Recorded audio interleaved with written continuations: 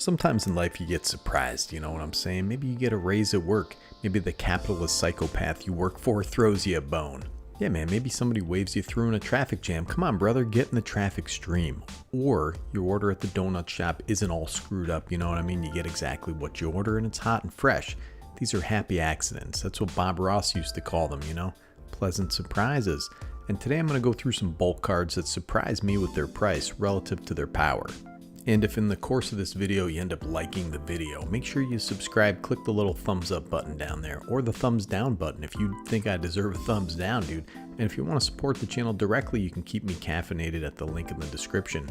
Remember, listen, I'm making videos, right? If the sun falls out of the sky and the Archangel Michael unseals the seventh seal, and the beast climbs out of a lava-filled rent in the earth and says, hey, you're not making videos anymore, dude, I'm still making videos.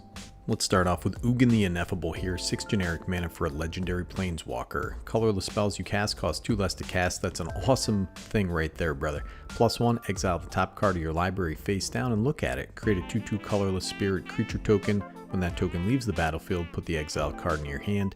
Has -3, destroy target permanent that's 1 or more colors. Has loyalty of 4. Currently under $1. This goes great in all your colorless decks and the Kadena deck. For those of you who don't know, that's the Morph deck, brother, and that's a very fun deck. This is a diesel planeswalker that does decent removal and helps in artifacts and Eldrazi builds. This has been around $4 for a little bit and is currently under $1. Then you got Narset, Parter of Veils, 1 blue for a legendary planeswalker Narset. Each opponent can't draw more than 1 card each turn. Has -2, look at the top 4 cards of your library. You may reveal a non-creature, non-land card from among them and put it into your hand. Put the rest on the bottom of your library in a random order. Starts with loyalty 5. I thought this was never a super expensive card, dude, and it really hasn't been. It's only been about $2 or so at its peak. It's 70 cents right now for a lot of power in some wheel decks, but you don't have to play this in a wheel deck and lose all your friends, but that's what I'm going to do, because I never really liked those guys anyways. Just kidding, if they're watching. But listen, man, they're not watching, so feel good about it. This is going to get focused down really fast if you put it out on the battlefield, but that kind of balances out its power. And then you have Azusa, lost but seeking, dude. She's out there on the apps looking for her boyfriend. 2 and a green for a legendary creature, human monk. It's a 1/2. You may play 2 additional lands on each of your turns. Alright, man, listen, I'm cheating a little bit, but this one's about $3 right now, and this is your Landfall Bomb. This had a reprint in Masters 25 and Core Set 2021 and is cheaper than ever. Very affordable if you have a Landfall deck. This is a crazy enabler in those Landfall decks. Plus, she's cute out there in the dang Jukai Forest by herself, dude, doing some forestry like a real arborist, brother. That's sustainability. Tatyova Benthic Druid. Sounds a little Russian to me, a little sus over there. And you know who Benthic is, dude? He's on Instagram. He's a guy doing squats all day.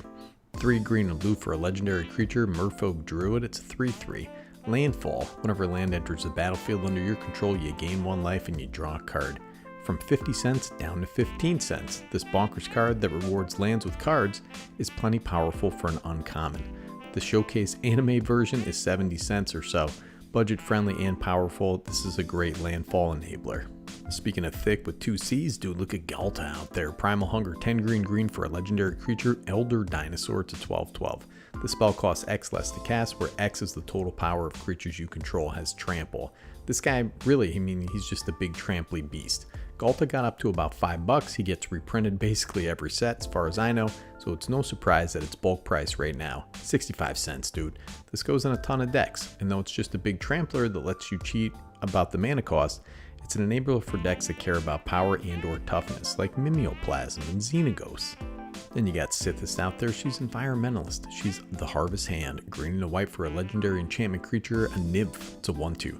Whenever you cast an enchantment spell, you gain 1 life and you draw a card.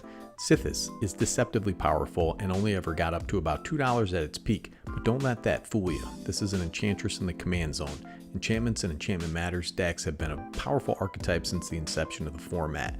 Don't sleep on this 70-cent power bomb of a card, dude. She's got a cool hat, and you're telling me that if your date showed up to the restaurant and she's green, she's wearing a hat like that, she's blowing you a little green kiss, dude, you wouldn't be intrigued? You're fooling yourself, brother. Padim, Console of Innovation, 3 and a blue for a legendary creature, Vidalcan Artificer. It's a 1/4. Artifacts you control have hexproof, and at the beginning of your upkeep, if you control the artifact with the highest mana value or tied for the highest mana value, draw a card.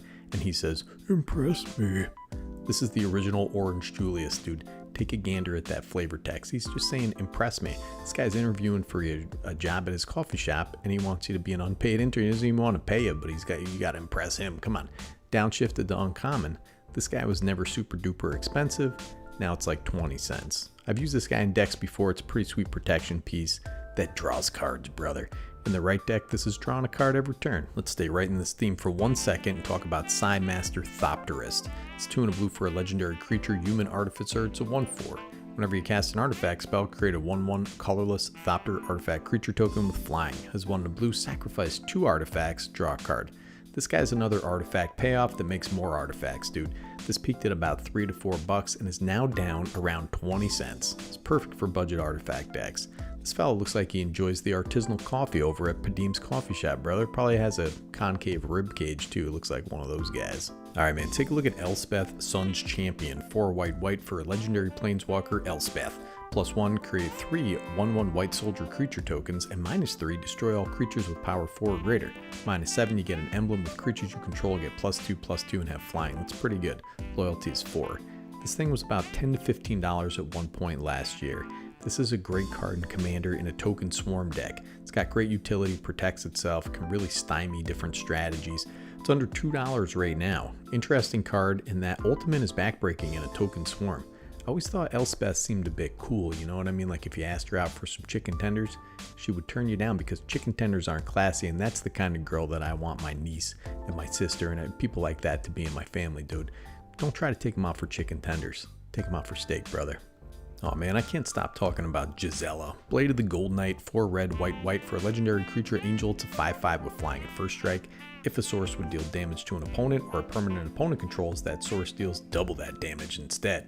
If a source would deal damage to you or a permanent you control, prevent half that damage rounded up. Coming in at just under $2, Gisela would be down for some chicken tenders, dude. I know it. This Boros Angel has never let me down, dude. It hits the field, becomes the focus of the whole table. Usually it's going to eat removal or you're going to win the game. Oh, wait a second, dude. It's another beautiful angel, just like your mom. Saphara Sky's Blade. 4 white for a legendary creature angel. It's a 7/7. You may pay white and tap 4 untapped creatures you control with flying rather than pay the spell's mana cost. That's pretty awesome. Flying and lifelink, other creatures you control with flying have indestructible. This beautiful lady was up to around $4. Listen, man. I like the 7 Deadly Sins anime. You ever watch that? This looks like she's about to unleash an attack, brother, and she's going to call out the name of that attack, and everybody's hair is going to get blown back, and somebody's going to say, this is bad. Anyways, man, 50 cents, and this is a bomb in certain decks. If you have a flying token deck or an angel deck, take this lady and get her some steak fries and a soda. Now you got Marin of Clan Nel Toth. So this is 2 black and a green for a legendary creature, human shaman. It's a 3/4. Whenever another creature you control dies, you get an experience counter.